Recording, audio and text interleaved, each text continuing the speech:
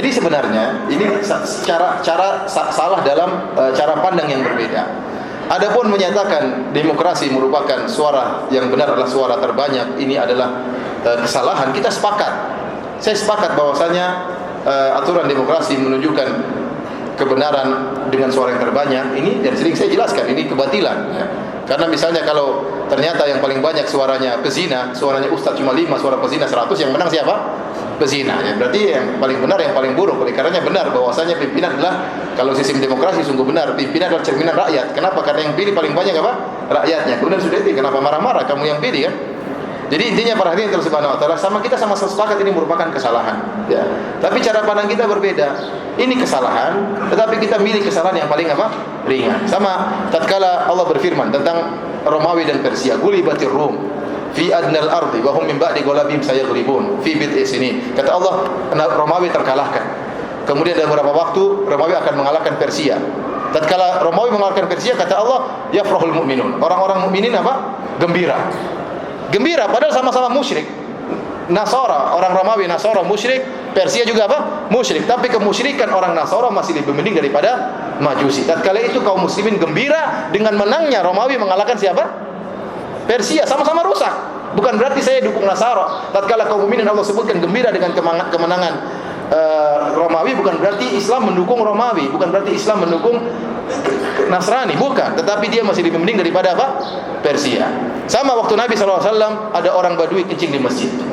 Maka Rasulullah SAW pada saat ingin melarang orang Badui tersebut kencing, Rasulullah SAW mengatakan, biarin dia kencing.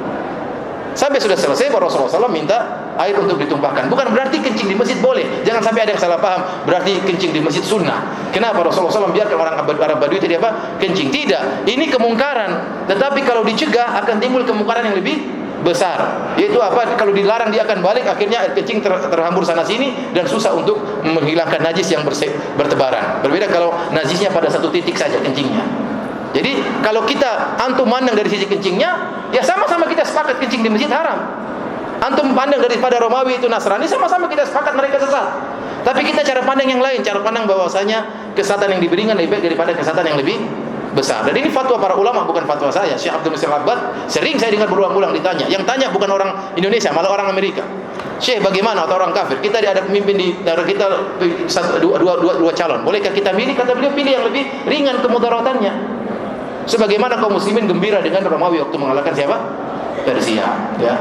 Jadi cara pandang berbeda. Kita pandang dari sisi kemudaratan yang paling kecil, dia mandang itu mudarat.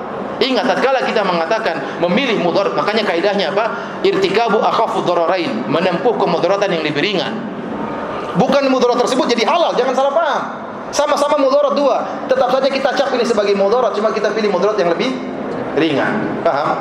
Bukan berarti kalau saya membolehkan memilih berarti suara terbanyak jadi halal, bukan begitu. Ini sama-sama kita sepakat tidak benar.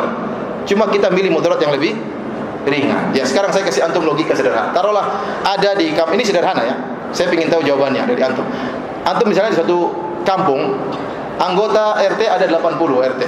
40 sudah ngaji, ngerti sunnah semuanya. 40 orang kafir, 20 orang Islam tapi nggak sholat. Kemudian ada pemilihan kepala RT.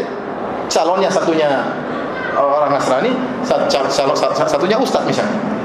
Nah, antum yang 40 sunnah ini ikut milih atau tidak calon RT? Padahal kita tahu kalau ini yang pendeta ini naik, dia bakalan bikin acara kebaktian, kemudian dia mungkin bikin musik-musikan di kampung tersebut, bikin masalah lah. Antum sebagai 40 orang yang kenal sunnah, pilih atau tidak? Ada kemungkinan antum pilih supaya yang naik Pak Ustaz. Atau antum mengatakan saya nggak mau pilih, biarin aja, mau naik Pak Ustaz atau Pak Pendeta terserah saya. Bahkan ada jenis yang lain memprovokasi, kamu yang 20 yang nggak sholat nggak usah milih, sudah biar 40 pilih semua.